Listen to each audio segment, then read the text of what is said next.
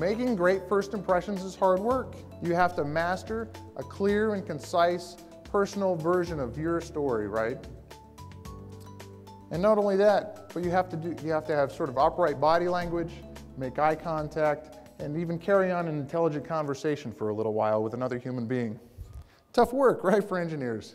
Well, in his book about how to make people like you in just under 90 seconds, author Nicholas Boothman goes on to talk a lot about rapport and the importance of rapport in establishing relationships.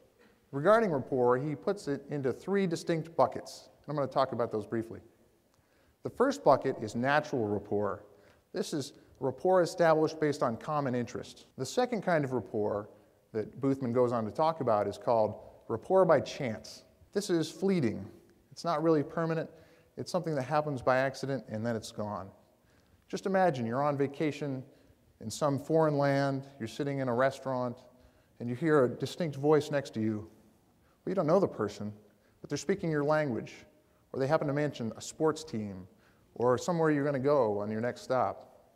This is rapport by chance. It just comes, you maybe can go talk to that person for a few minutes, and then both of you will go on your way.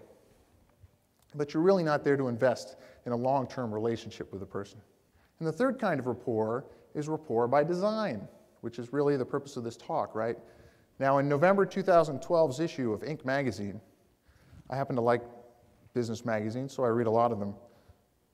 Inc. magazine gave us 3 simple guidelines for how to make introductions. The first is keep it simple. The second is focus on the other person. And the third is context is key in your interaction. So if you read the supporting descriptions on this little article, this nugget of business wisdom from our friends at Inc., you'll find the real wisdom. And I quote, "Provide the bare minimum the other person needs to know about you, and let the ensuing conversation reveal more about yourself. And then shut up and ask questions and actually listen." So rule 1 was keep it simple, right? That means be brief, be clear, be concise. But it doesn't mean you have to be dull, does it?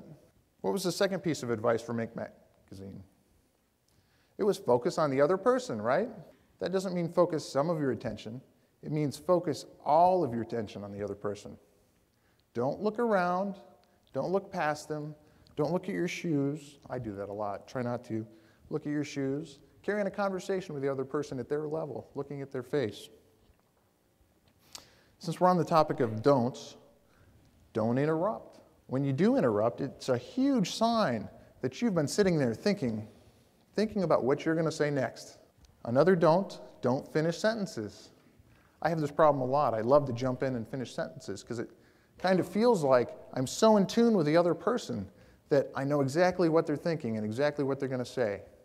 But in reality, it's downright rude. And it gets rather annoying after a while. So one more don't from Dale Carnegie. Does anybody know what it is? Yeah, it's 3 more don'ts. That's why you don't know. Dale Carnegie says, don't complain, don't condemn, and don't criticize. Focus on the other person and don't do any of these don'ts. And in closing, let me just wrap up with the third item. Context is key. In reality, context is king, right? You have to be aware of your location and your surroundings and the social norms and the cultural norms you're operating within. If you're at a baseball game, are you going to turn to the guy next to you or the gal next to you and say, "Hey, I'm a rocket scientist for Boeing. What do you do?" "Hey, I'm a field engineer and I work on gas turbines all day long for General Electric."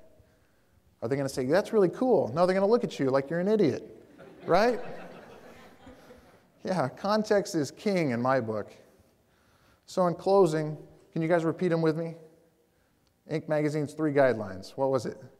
Keep it simple. Number 2, focus on the other person. You guys can do better than that. Number 3, context is king. Thank you.